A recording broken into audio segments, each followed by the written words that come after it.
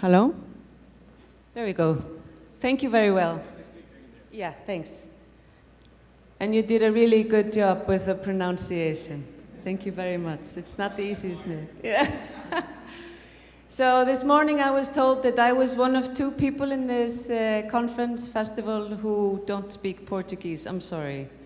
And thank you for adjusting to my to the English by using a translation. I've been using the translation service all morning and they're doing a great job, so we're all in good hands. So I'm going to talk about, like we've been doing this morning, those big, radical, extreme changes that are taking place in the world today.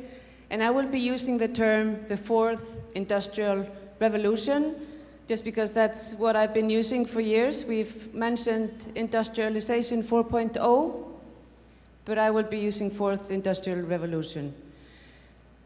So the changes that are taking place are so immense, and they are so complex, and they are happening in so many different places. It's like we are seeding the ground all over the earth, and we haven't seen what is going to come out of the seeds. It's like we're creating a whole new ecosystem, and we still haven't seen the outcomes. But what we do know is that the fourth industrial revolution brings with it increased inequality, for example, outcomes that nobody can foresee, and the ownership and the actual outcomes and the infrastructure of that ecosystem will be much clearer in 10 years from now. But until then, we don't have time to change our mindsets. So the urgency today is to focus on the mind, our consciousness, the way we sense our place of belonging in the world today, really to try to put our heads around the changes that are taking place. So when we want to change the mindset, it makes sense to think about language. What language do we use? It makes sense to think about how we form our thoughts, which are then being translated into language, behaviors, and actions. So my contribution today will be around these things: the mind, mindset, thoughts, and behaviors. So what characterizes the world we live in today? If you all just take a few seconds to think about that. In your life, what is it that characterizes the world we live in today? It's complex. There's a lot of noise. There is an incredible flow of information, distraction. There is an unprecedented speed of change with unforeseen consequences. We have artificial intelligence and machine learning, which we've heard a lot about this morning. We have 3D printing, even in this very house. And by the nature of the world we live in today, where everything is possible and power lies in the hands of many, we also need to realize that we can do whatever we want with all the tools and technology and knowledge that is available to us. So on the point of 3D printing, we can choose whether we print an organ to save a life, or we can print a gun to take a life. These are the options that we have. So access to technology and power is in the hands of many. Disruption is the word, and that applies to systems, technology, and our minds as well. Geopolitical changes are an important factor to keep in mind in this, because this whole revolution is changing the construction of the world. And in international relations, we talk about the state that will govern artificial intelligence will be the state that has the most power. And then again, what will be a state in 10 or 20 years from now?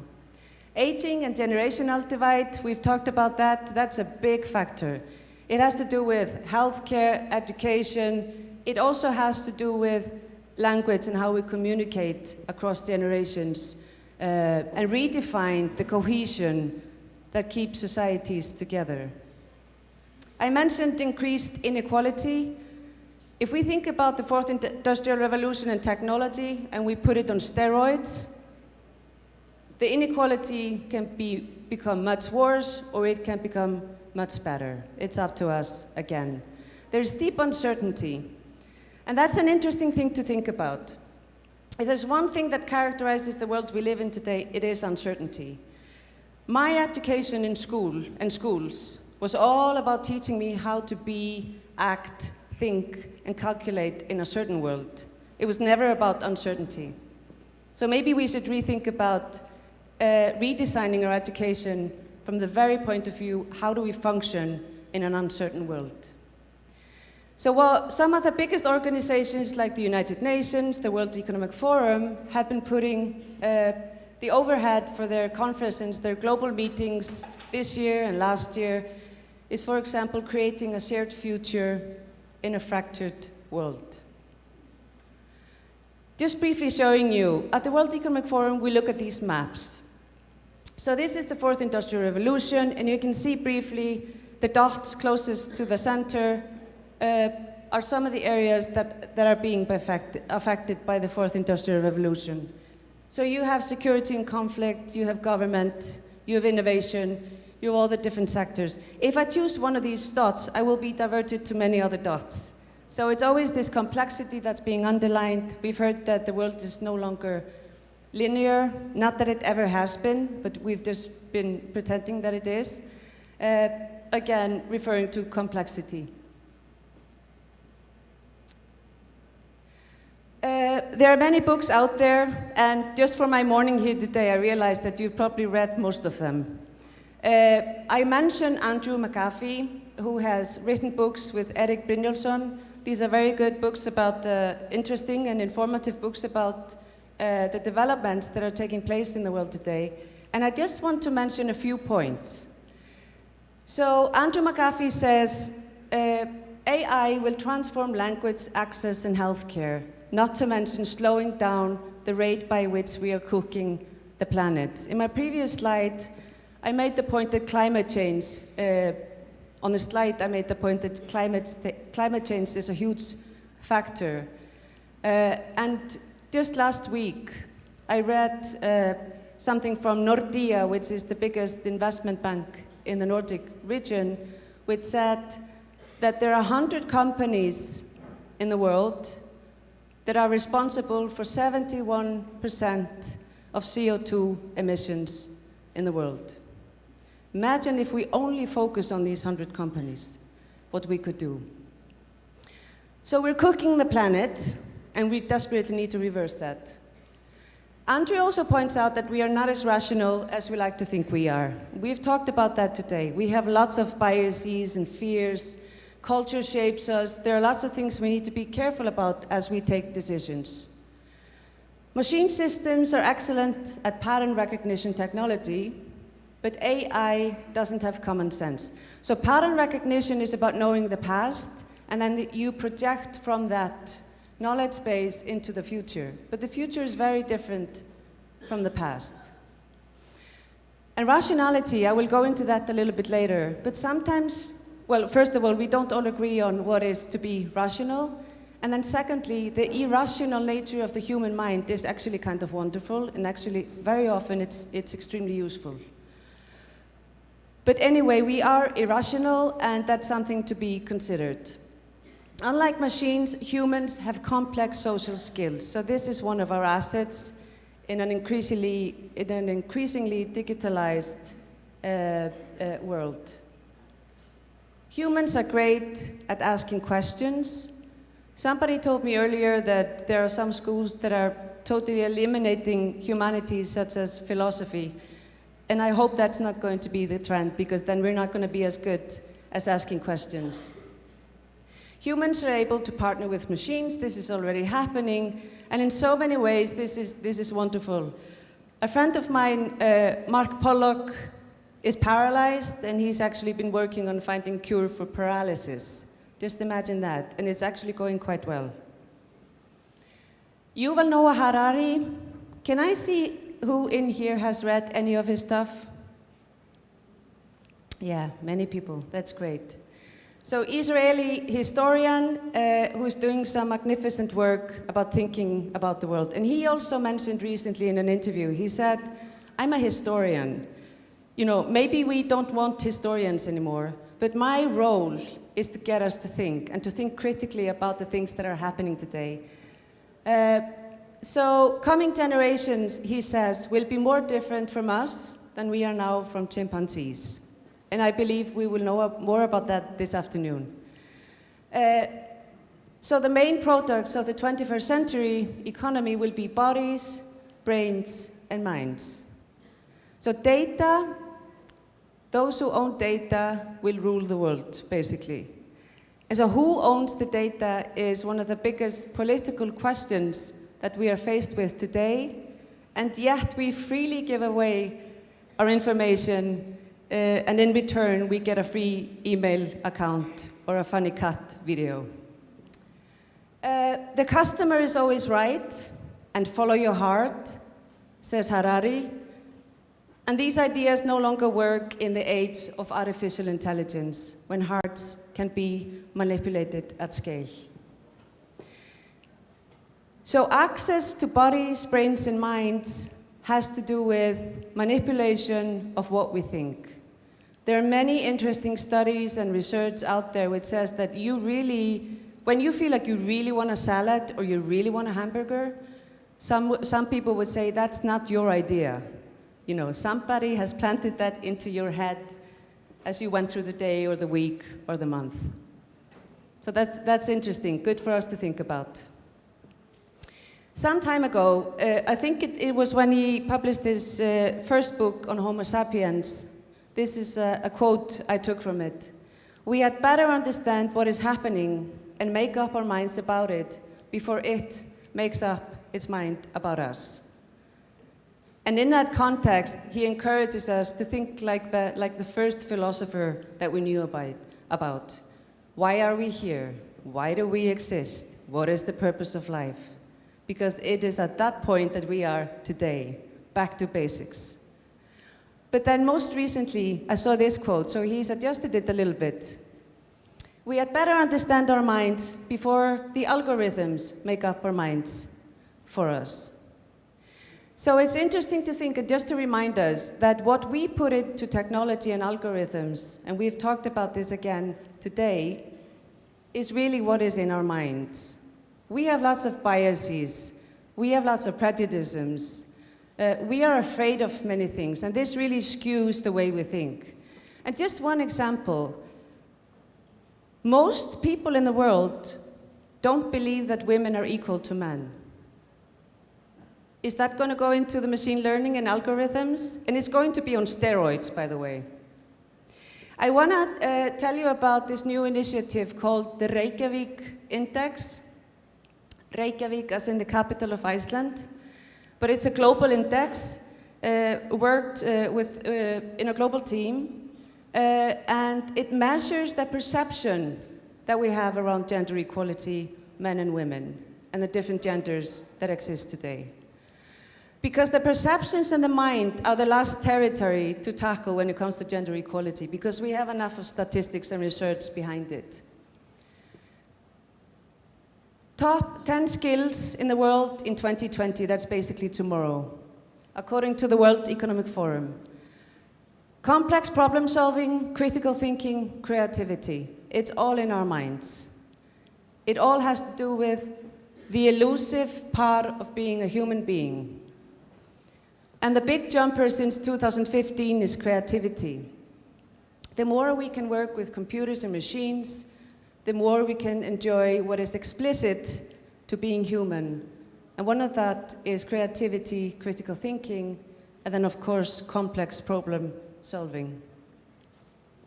65% of school kids today will be doing jobs in the future that have not been invented. This is our future too. This is today, basically. I think this report is 6 years old. How are we preparing kids for that future? When you meet a kid and you say, what are you going to be when you grow up? It's an irrelevant question. They don't have the words for it. So just think about it. With all the emphasis on creativity and critical thinking and the human abilities which we're going to enjoy with more automation and machine learning, at the same time, depression is the leading cause of disability worldwide. And it is a major contributor to the overall global burden of disease, according to the World Health Organization. This also touches on the issues of stress and anxiety, the issues of burnout. Rates of burnout are increasing all the time, and this does not match well together with creative thinking, as you can imagine. What are we doing about this? 20 years ago, this rated number 5, according to the World Health Organization. This has been a long time coming. We've known this the whole time, but it has just escalated. In 2016, we released the documentary film Innsæi, subtitled The Power of Intuition or The Sea Within. It is shown worldwide on Netflix and various other outlets. Innsæi is the Icelandic word for intuition, and I realized it while I was doing the research and talking to people all over the world, that we understand, because I used the word intuition. My working language was English, so I would say, what is intuition to you? And how do you recommend I do a film about intuition? Then I realized that we actually have very, very different understandings about the word intuition. And that's why the film is called, with the Icelandic word, Innsæi. So Innsæi means, it's slightly poetic, the sea within. The sea within refers to the borderless nature of Innsæi. Constant movement, the world beyond words, imagination, creativity, and feelings. Innsæi also means to see within. So it is about emotional intelligence. It's about knowing yourself. It's about knowing yourself well enough in order to put yourself into other people's shoes. And then lastly, Innsæi means to see from the inside out. It refers to having a strong inner compass that enables you to navigate through the very complex world that we live in today on your own terms in finding your own path. And this is the one and only compass, basically. As I said before, Innsæi refers to the sea within. If we disconnect our hearts from our heads, we lose our sense of belonging. We have no compass to follow. Every day of every week of every month, we receive letters and testimonies from people all over the world, including Brazil, who share with us their experience of feeling disconnected in the world, in the workplace, at home, in society. And so there is an urgent need to think about the connection within, because we spend millions and millions and millions of dollars on advancing, developing, progressing technology and things that lie external to us, and at the same time, we hardly know anything about the world that's inside us or about our own minds. So that's something that I think we urgently need to think about. So I looked at some statistics from Gallup. How are people feeling at work? How are they doing? 85% of employees, fully employed employees, from 23 years old to 65, 85% of them are not engaged or actively disengaged at work. They're not feeling so great, or they're feeling miserable. Only 15% are highly involved and enthusiastic about work and the workplace. This is a lot of human capital that we are not making the most of. Imagine if we would double that number or triple that number, what that would do for, for human development, for GDPs, for productivity, whatever we want to measure. So Latin America, 27% of employees in full-time jobs are engaged, and that's actually quite good on a world scale. In Brazil, 29% of employees in Brazil are engaged. 58% are not engaged, and then 13% are actively disengaged. This is a stunning amount of wasted potential, says the report. And business units in the top quartile of Gallup's global employee engagement database are 70% more productive and 21% more profitable than those in the bottom quartile. I think we all knew this in our hearts, but it's always good to have statistics to support. So the message, what do we do about this? The message is, let's move the world's workplace mission from paycheck to purpose. The Beacon Institute, which is a flagship institute of the Ernst & Young consultancy, says exactly this. The strongest way to navigate the complex world we live in for the biggest corporations in the world is to follow people's purpose. Leaders, mentors, and teachers need good intuition to understand intrinsic motivation. So we are not going to work many hours and solve big problems if we are promised to get a free parking space for a year, right? We're going to do it because we just can't sleep over the idea that we really want to come true. We need good intuition to emphasize development, not satisfaction. We want to develop at work. And we should emphasize strengths, not weaknesses. So just pointing to that, the main reason why people leave their jobs is because they don't like their manager or their leader. And so what needs to change? The main obstacle to changing the workplace is fear for change, basically. We don't want to change. The main obstacle is, for example, old-fashioned ideas about management, gender, religion, and so on. The next slide I want to show you is a short clip from our film, an interview with Ian McGilchrist, who is an author and a psychiatrist. And he's going to tell us a few words about intuition.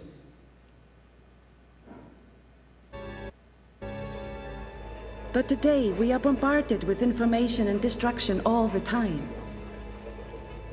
How can intuition help us sense the world and our place in it more wisely?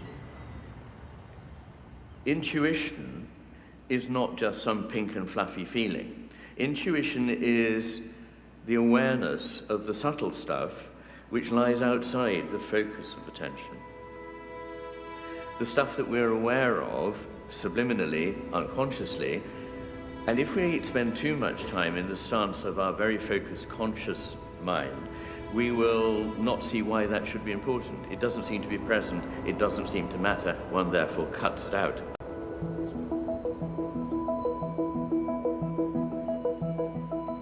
But in fact, in doing so, we're cutting out most of what it is we know, because, in fact, very little of our mental processes are conscious. Most of them, at least 95%, possibly nearer to 99% of them, are not conscious at all. And they act to alert us to things that our rather slow conscious mind may not be aware of.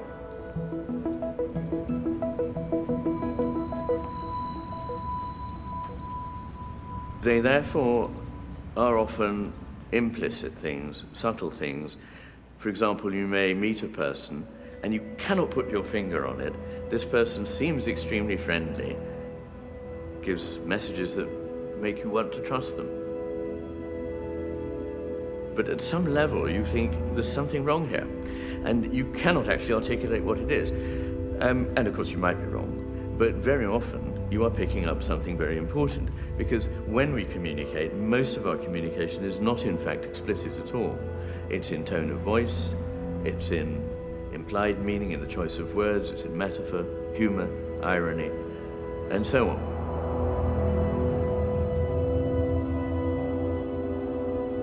So intuition is in touch with those things, and so to rule it out is to miss most of the wise things that we could know. So the topic of intuition has re-emerged in academia, for example. We have kind of dismissed it for a long time in certain places, and now we're thinking more about how intuition actually works for us. And I guess just to say, the goal is to find that balance between the rational and the intuitive, the creative and the analytical, you know, the thinker, the calculator, and so on and so forth. Gerd Gigerenzer is the director of the Max Planck Institute, and he's done a lot of interesting work around intuition and statistical work. If you're in a world where you can calculate risk, then statistical thinking and logic works well. When you have knowns, then you can estimate risk and outcomes. Gut feelings are tools, however, for an uncertain world. They're not caprice, they are not a sixth sense or God's voice. They are based on a lot of experience, an unconscious form of intelligence.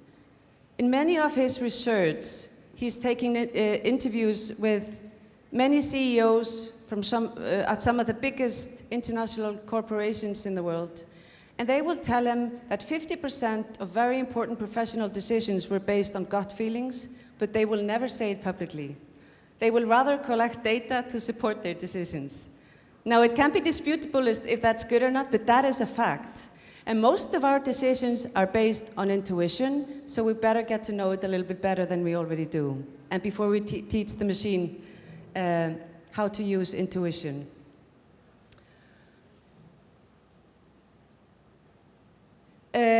Just a very short point, because I'm running out of time. McKinsey, the place of work. We've heard very many different statistics about how automation is going to take over work, up to 98% in some cases.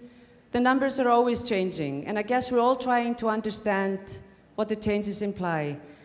But this is kind of something that we can follow till then, which is like 50% of our jobs will be automated. It's not like we're all losing our jobs. And today, McKinsey estimates that 10% of jobs will be automated and will be lost. What I want to make, the point that I want to make now, is the emphasis on emotional intelligence and the human skills. A lot of emphasis is placed on that in the recent report from this year from McKinsey. However, there is no proper suggestion as to how we measure these skills. So there's a huge mismatch between what the work market needs and what we're doing at schools. There needs to be more talk between these two. But we also need to do better at measuring the skills that are more intangible than technical skills if we are going to reach that balance. Just never underestimate how narrow-minded we can be. Tom Watson, chairman of IBM, 1943. I think there's a world market for maybe 5 computers. And then Hayes and Warner from Warner Bros. In 1927, the filmmakers. Who the hell wants to hear actors talk in a world of silent movies? Scientific American in 1910, which we all believe, by the way, to affirm that the airplane is going to revolutionize naval warfare of the future is to be guilty of the wildest exaggerations. So we never know. Let's keep our minds open. Dreaming big, beautiful, and bold about the future is not naive. It is necessary. And today, in the world we live in, it involves both courage and risk. There was a NASA test done on how creative we are. A few years back, Deputy Director of NASA comes to George Land and says, I want the most creative minds to solve the biggest problems and be on top of the 4th Industrial Revolution. He does a research initially with 5-year-old kids, 1,600. He decides to follow them throughout their age, and then does some more research with adults. Quickly go over the tests. Among 5-year-olds, 98% shown creative skills, like a lot of creative skill. At the age of 10, 30% show a lot of creative skill. At the age of 15, 12% show creative skill. Average age of 31, 2%. His message to us is, there are 2 types of thinking, 2 rhythms, convergent and divergent thinking. Divergent thinking is about dreaming, it's about flowing, it's about making connections between things that initially don't seem to have any connection. Convergent thinking is pulling together the knowledge, focusing it, editing it, providing censorship, and stuff like that, which we all know really well. His message is we need to give space for both types of thinking, but at school and at work, we don't give any time for reflection. We just need the solution really quickly, and that's killing our creativity. And then Dr. George Land says, look folks, if we're going to enter the future with hope, that's not going to work. We need to do something about it. Another clip from our film, a different way to explain the two rhythms from the point of view of the left and right side of the brain. Again, a very short clip from Ian McGilchrist.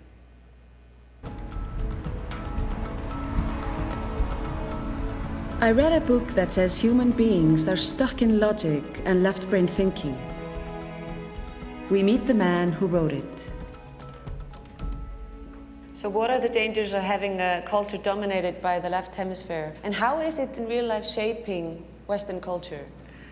Well, I think that we can possibly recognize some of what I would see as aspects of the left hemisphere's world in the world around us now.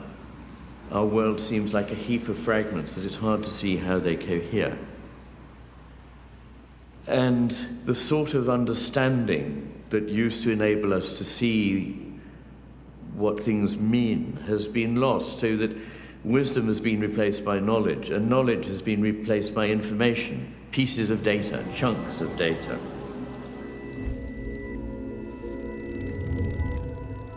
For evolutionary reasons, we have had to be able to attend to the world in two different ways. We need to be able to relate to the world at large at the same time as manipulating it. And we need both of these approaches to the world, the narrow focused one and the broad, open, sustained, vigilant one. And these are the differences basically between the left hemisphere and the right hemisphere. Now the trouble is that over time, I think that what has happened is that this narrowly focused attention, which actually doesn't see the whole picture, has begun to take over, and we have begun to believe it is the only way to look at the world.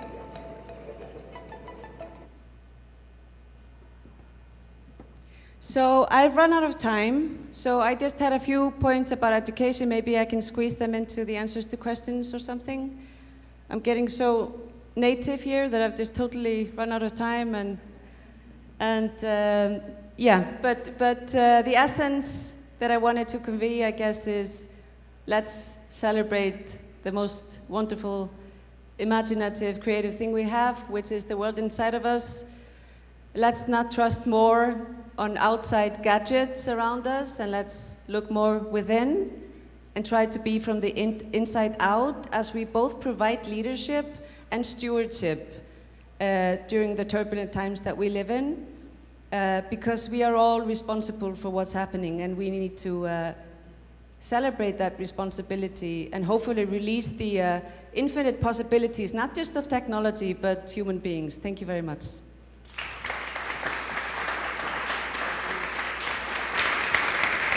Thank you, Hrund.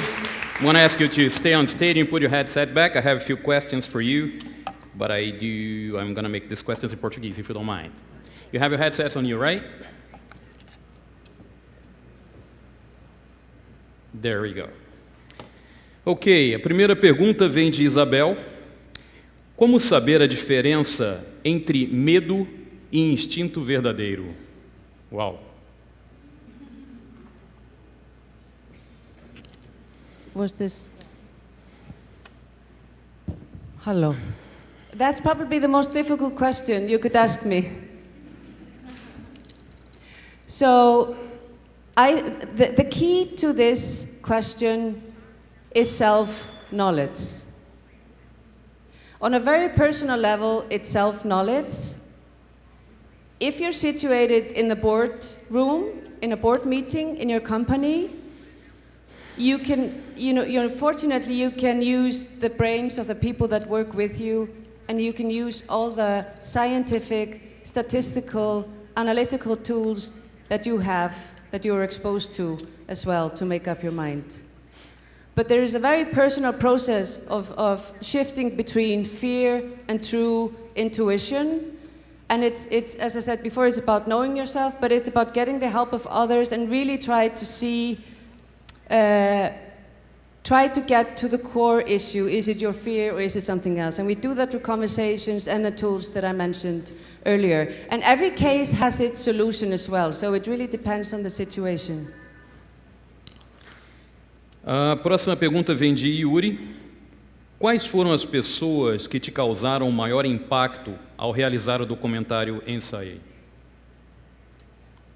You mean as inspiration? You know, people like artist Marina Abramovic, she sat in a museum, Modern Museum of Art in New York for 3 months, and she communicated with people beyond words by looking into their eyes. And those of you who have seen clips from that, or Insight or her film, you will see how impactful that is. That's amazing. And she's raised up by 2 army soldiers, by the way, so like really army people that gave her this incredible discipline, and she has done deep work with indigenous spiritual leaders around the world to learn that.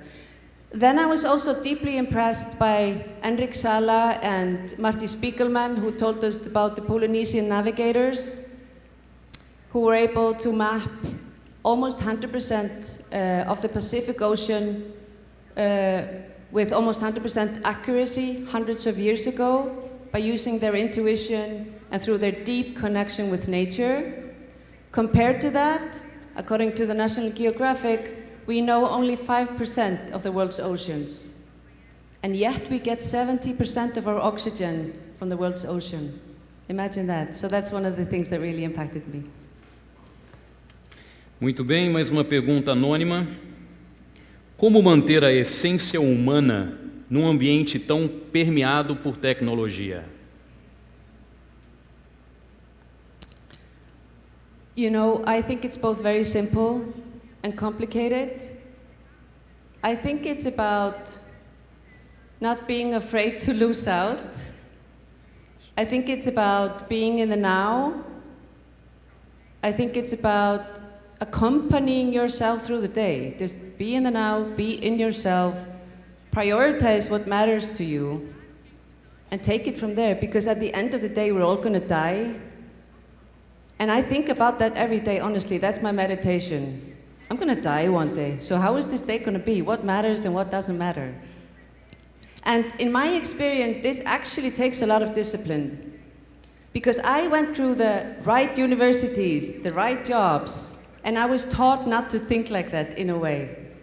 So to me, to learn how to connect within was really an act of discipline. Muito bem, mais uma pergunta anônima. Como quem não foi estimulado pode estimular outras pessoas?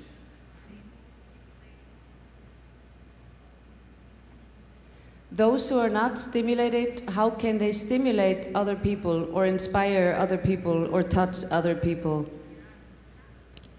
You need to have that blink in your eye.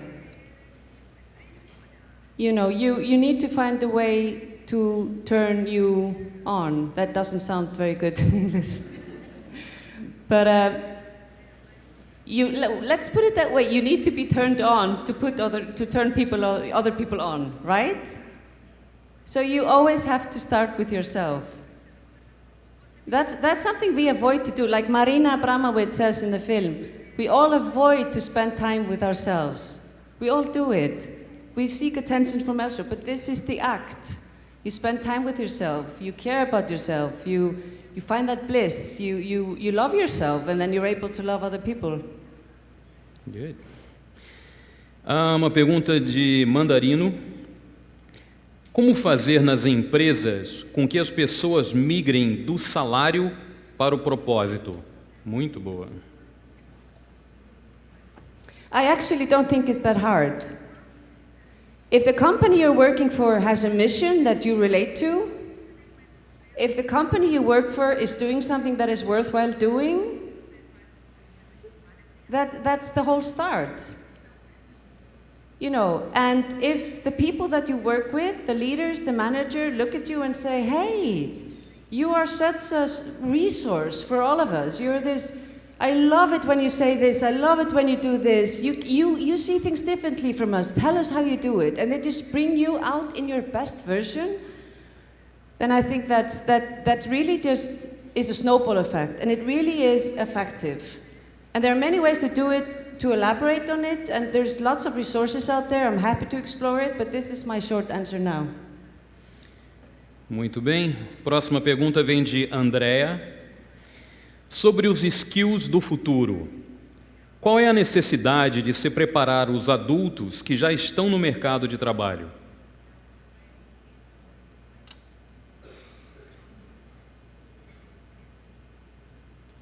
Yes, we do.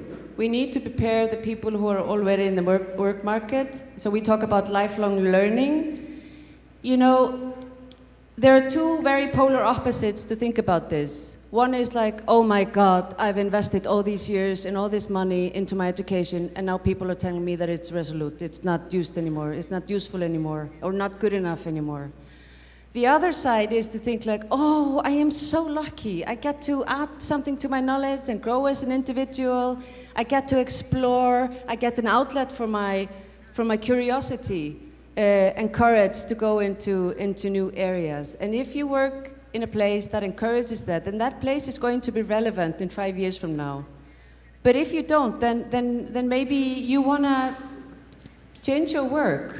But we all need to keep on learning. And I think that there's a stigma, there's a fear. It's almost like it's so big. All these words are so big, you know, technology, genetic engineering, you know, blah, blah, blah. But it's really about putting a holistic, socially capturing mindset around where we need to go with all the technology we have. Because technology is just the means to an end. 20 years ago, I would have said systems are just the means to an end. But we keep serving systems, and now we keep serving technology, but they're just the means to an end, and the end in itself is a better life for people on the planet, right? So that's what we need to do. Okay, unfortunately we don't have more time, so I'm going to ask you just to say some final remarks before you end to our session. Thank you. Maybe just to wrap up the last of the slides I had. When we talk about two rhythms, left and right brain, the inner world and the outer world, it sometimes sounds a little bit fluffy.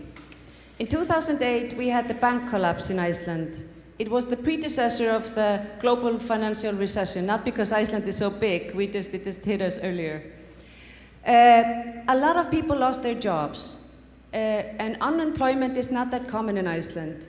So a lot of people lost their jobs. They didn't only lose their jobs, they also lost their identity, they lost their homes, and they were really angry and disappointed at institutions and government and companies.